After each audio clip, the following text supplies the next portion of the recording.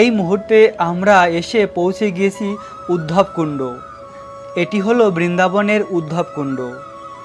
উদ্ধব ভগবানের কাছে প্রার্থনা করেছিল যে, হে ভগবান, আমাকে এই উদ্ধব কুণ্ডের পাশে গুল্মলতা বানিয়ে দাও, কেননা তোমার প্রিয় গোপিকারা যখন এই স্থান দিয়ে যাবে তাদের দুর্লভ চরণ ধুলি আমি প্রাপ্ত হব।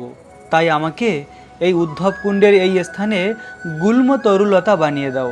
আজও উদ্ধব এই উদ্ধব কুণ্ডের পাশে এই স্থানে এখনও উদ্ধব ভগবানের ভক্তি করে এবং ভগবান কৃষ্ণের প্রিয় গোপিকারা যখন এই স্থান দিয়ে যায় তখন উদ্ধব তাদের চরণ ধুলি প্রাপ্ত হয়।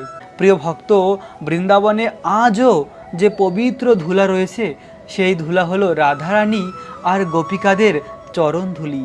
দুর্লভ বৃন্দাবনের ধুলা যদি আমরা মাথায়